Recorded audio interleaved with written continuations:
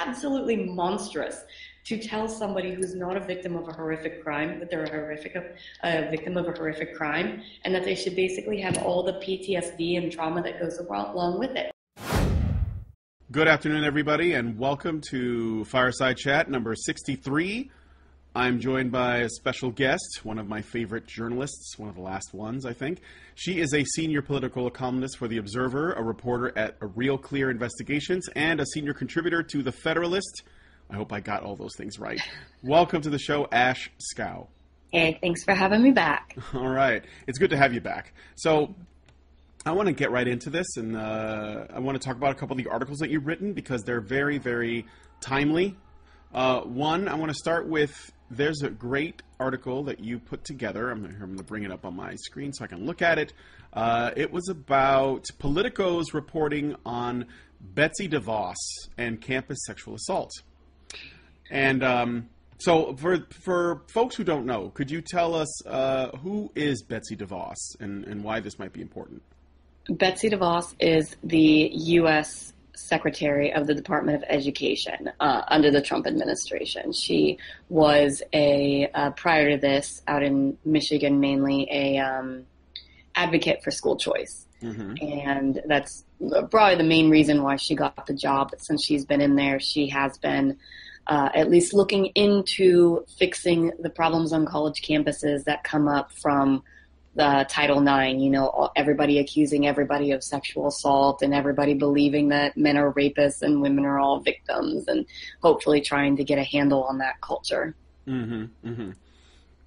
So what, in Politico wrote an article, and you essentially, I guess we call it like you fact-checked them in your own article? Yeah, so the Politico article, this was actually back in January. Betsy DeVos was, and then this particular article I wrote in January, but over the past couple of weeks, this issue has come up again, where they're basically saying anyone who makes an accusation of sexual assault is automatically a victim. No trial necessary, and therefore, if you're already a victim, then you're telling the truth. So why would anybody need due process? Because Correct. They're all obviously guilty. And so the Politico article back in January was doing this as well. But I think, what was it? The very first sentence was Education Secretary pick Betsy DeVos has given thousands of dollars to an advocacy group that wants to raise the burden of proof for campus sexual assault victims, right? Mm-hmm. The bias was just right there. And what they're really saying is that she gave money to the Foundation for Individual Rights in Education, which she probably wasn't giving them money for due process. At the least, she was probably giving them money for free speech. She gave them, I think, $10,000, which for her really isn't that much. It was years ago. It's not like it's an ongoing thing even. Right. And it was basically let's now start smearing fire, even though fire is very big into these issues no matter what side of the aisle you are. They don't care whether you're left or right. They find themselves having to defend conservatives a lot more because conservatives are the ones that get attacked the most on these issues. Sure. When it comes to free speech. But on due process, it doesn't matter where your leanings are. Actually, a lot of the guys that get accused, I keep reading about, they were raised by feminist parents. They know how they're supposed to treat a woman, but it doesn't matter. If you upset someone, you don't date her, she regrets it afterwards because you both were drunk, you're going to get accused. It's such a terrible culture right now. And you've got all of these people on campus that are just feeding into it, these administrators that are making women who are not actually victims of sexual assault feel like they're victims of sexual assault, which I think is the cruelest thing to do to somebody. It is absolutely monstrous to tell somebody who's not a victim of a horrific crime that they're a victim of a horrific crime, and that they should basically have all the PTSD and trauma that goes along with it. I think that's awful. So what happened in the past couple of weeks was, about 2 weeks ago, Betsy DeVos met with the victims advocacy groups. She also met with some falsely accused students and then some attorneys and some Title IX administrators. And so there was protests like, how dare you listen to these accused rapists type deal going on, and basically assuming that all of these people were liars and that they were actually rapists because, no one would ever lie about this. But if you're accused, then you definitely lie. I mean, Yeah. their basic argument boils down to anybody who is pro due process is pro crime, pro heinous crime. Because anytime you suggest that somebody who is accused of rape, which is an awful, awful thing to be accused of, deserves due process to make sure that they actually are that awful person and not mistaken, you get accused of being pro rape. As if being pro due process is pro rape. Like, it makes no sense, but this is where we are in society, at least when it comes to college campuses. Yeah. And so DeVos was getting attacked on that as well. And it's absolutely absurd that this was allowed to fly. Yeah. That you have people that are essentially saying due process is an impediment to justice, and college campuses don't need it. Because if college campuses don't need it, why does the criminal justice system need it? You've got people like Gillibrand who says, well, you're not being put in jail. Okay, but you're still getting the label attached to you. You're still having your future upended as if you had been in jail. You know, like if you're applying to grad schools or another school, it's basically a check the box situation where they look into your transcript to find, have you ever been disciplined for anything or accused of anything? So if we're going to be doing that to people, then we absolutely have to give them protections, legitimate protections. And what's happening now is even in schools where students allegedly have protections, everything they present is just thrown away. So they present a long, months-long message stream between them and the girl where she's saying, these are the things I want to do to you, and I can't wait to see you, and I love you so much, and I like you, and blah, blah, blah. And then she accuses him. He's like, it was consensual. Like, look at how we had been talking. Like, this is, like, even that night. And then look how she was reacting to me afterwards. Everything was the same until she realized I didn't want to date her. They're like, none of that matters. What only happens is what happened in that exact room. And it's like, this is context. This is evidence. Like, if she acted this way before and after, and then, but you're saying that one moment in the middle is all we need to listen to, and neither of them have evidence either way, so we're just going to take what she says as evidence. Like, it's absurd. Let me ask you a question about Betsy Devos. We did a show about her because she seemed to take a lot of issues with things like Title IX and the Dear Colleague letter. Like, she's very involved with that, and we're really hopeful that gets overturned or changed or something. Title IX has created lots and lots of problems, and I know you've written about it a lot. Do you have any? Do you think that she could, or she has an interest in changing that? I don't know if you've been paying attention to what she's saying. It seems like it. Candace Jackson, from what she has said, she's the current acting head of the Office for Civil Rights, which is the part of the Education Department which put out the Dear Colleague letter back in 2011 and has been enforcing all of this madness. Candace Jackson is in charge. She's made public comments, as has another Education Department lawyer, making comments that, it's on the table to rescind this. And even if they're not going to fully rescind it, adding, you can't act this way. You have to add due process, and you have to be sure that someone is actually a rapist before you start going around ruining his life and labeling him as one. Yeah. I would be happy just to start with that. Just to start. These are the minimum protections you need to include for this, and this evidence has to be included. This whole, we get to decide what's relevant. Well, they're deciding, when they decide what's relevant, they just push out anything that a guy adds. For those of you guys who might be new to Honey Badger Radio, maybe new to all of this and this entire discussion that's going on, I'm going to tell you a little bit about Crash Override Network. What is Crash Override Network? Crash Override is a crisis helpline, advocacy group, and resource center for people who are experiencing online abuse. We are a network of experts and survivors who work directly with victims, tech companies, lawmakers, media, security experts, and law enforcement to educate and provide direct assistance, working to eliminate the causes of online abuse. Now, that is how it is described on Crash Override's website. However, that's not really everything about Crash. As Ashe wrote an article in 2016 called "When the Harassed Become the Harassers," and it's about Crash Override Network. So I will let you say a few things about that, Ashe. So what did you find? Well, I mean, this was basically one of those situations where some of the people that were involved in Crash Override Network behind the scenes had an internal chat log going, and they were using the same tactics that they claimed to be against. So they claim that they're against doxing, right?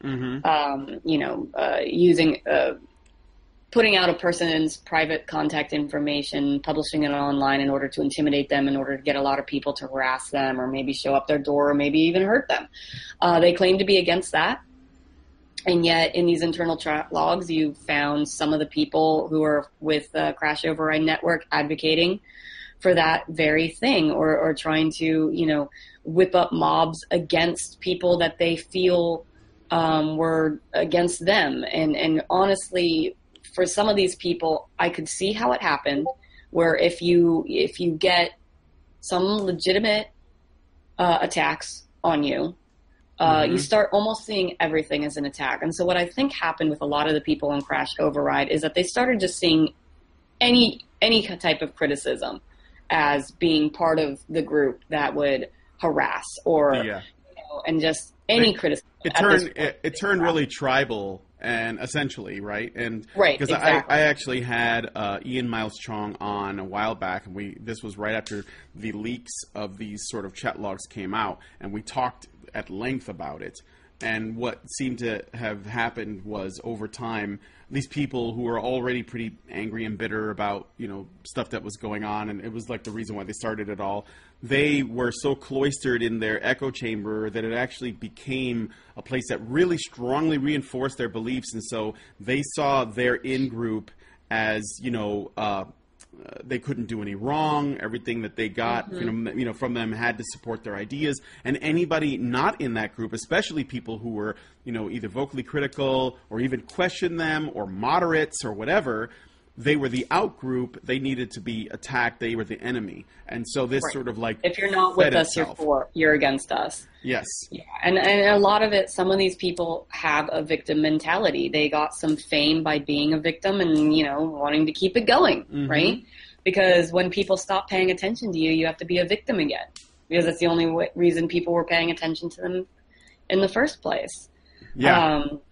And I mean, I'm glad you had Ian on, because he has been so great at all of this stuff. Because didn't he used to like kind of be on the other side, he was, right? He was in some of these chat logs. Yeah, he was in those chat logs. He actually was very, and this is the thing about this kind of, in-group, out-group, tribalistic thinking that happens.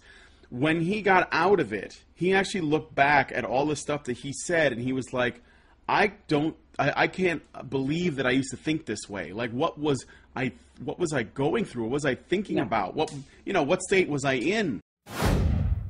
Like, they're only mad when it happens to them. They think seem to think it's a perfectly fine tactic to use against other people. I mean, you see that all the time on the kind of issues that we deal with. You've got the people that play victim and say, oh my God, this is happening to me, and then turn right around and do the same thing to somebody else while trying to maintain some moral high ground. I mean, you had what I reported back then when Randy Harper was confronted with this. She wrote on Twitter, quote, "Fact. When people are under abuse for an extended period of time, that trauma can modify their behavior and make them imitate their abuser." She's basically saying that, like, these internet meanies it's Stockholm syndrome. Yeah, it's okay that they like them. Right. It's and okay that they respond this way, because this is what other people are doing to them, even though it's I don't know that there was much in the way of evidence that Gamergate was doing. I mean, yes, there were trolls, or there were people that were unaffiliated. Perhaps there were some people that used the hashtag. It's also not like, because they were perceiving these people against them, whether these people had done anything to them or not. It's kind of like, in a domestic abuse situation, like, oh, he hit me, so it's okay if I hit this other person. Mm-hmm. Yeah, exactly. Yeah, that's true. That's a good way to put it. It's not even like going back at the person who is abusing you. You're just abusing whoever else because you have. Well, it comes from it's like an in-group, out-group thing. It's like a collectivist thinking. If I go after someone in the collective, I've hurt somewhere along the way, the person who hurt me that's within that same collective. What's going on with Lauren is essentially, she's been working a lot with a group called Defend Europe, and Patreon shut down her Patreon account. Mm-hmm. And the reason they gave, according to Patreon, is raising funds in order to take part. It's because she was supposedly raising funds in order to take part in activities that are likely to cause loss of life. And that sounded, that sounds pretty serious. And I can't really verify exactly what Lauren is doing down there because I only get what she shows us, which looks innocent enough, and she's essentially claiming that she's just trying to report on what's happening, and that's actually what her group, Save Europe, I believe is called, is also doing. But I actually had a conversation with Allison about this, and I think the reason why I take issue with this Patreon thing is not because I think that Lauren Southern is completely innocent. I honestly don't know. All right. I don't see any reason to believe that she's guilty because she doesn't really have a history of doing that. She tends to avoid conflict. She definitely goes into areas that are fraught with conflict. Like she's been to lots of Antifa protests and stuff. But I've never seen her starting fights with people that are physical. I've seen her trolling feminists and stuff like that in at slut walks. But I've never seen her go and actually fight against Antifa. So I've never seen that. However, who's to say, right? And Allison and I talked about it, and she basically made the case that it's quite possible that if she was running Patreon, she would be concerned for what Lauren is doing because it could result in unintended casualties, considering it's all dealing with boats and stuff, and there are these migrants that are going back and forth, and I guess this is what they're involved with. And I could see that. I said, well, yeah, I could see that. I think that that's true. However, and this is what I think, and I'll let you give me your thoughts. Patreon, other people that are on Patreon are groups like It's Going Down, and Antifa themselves have a Patreon page, right? And those are up and running. And this is the thing, those two groups and groups like them, which there could be more on Patreon. I didn't look into it a whole lot. I tried to find BAM, which is BAMN. I think it's By Any Means Necessary. Fortunately, they're not up there because that would have just blown my top. That group is crazy. But they're on there, and they have caused millions of dollars in property damage. They've assaulted people and police. They even stabbed a police horse, right? And there's actual documented evidence of them being violent and hurting people, and yet... Yeah, I mean, I don't like double standards. I can't really speak to what Lauren is doing now. So I don't really want to sit there and say, oh, no, she should be allowed to, her group is fine because I just don't know. It seems to be an anti-illegal immigrant group. Yeah, I think they're, what's the word? Identitarian. Definitely Eurocentric identitarian group. Mm-hmm. So I can't really speak to it, so I don't really want to speak to the merits of the group. But if that's a group that's going to be likely to cause harm to someone based basically on the views that they express rather than their actual documented behavior, then it kind of, Patreon should be, at least have some sort of, test or consistency is the word I'm looking for.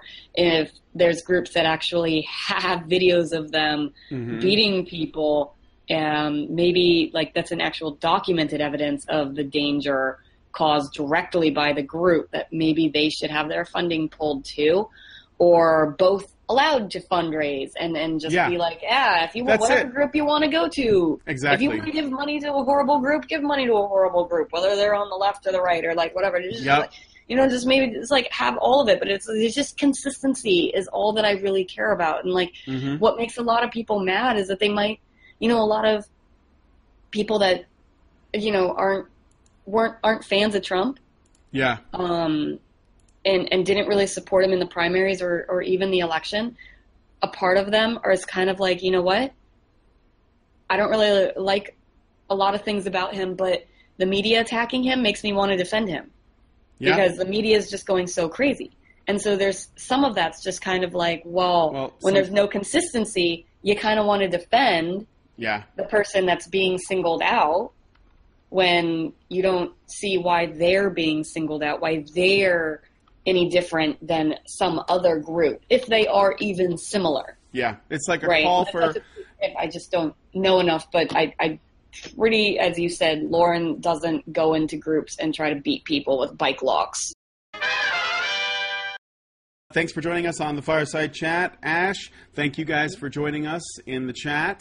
And we will talk to you guys next week with another exciting guest. Bye.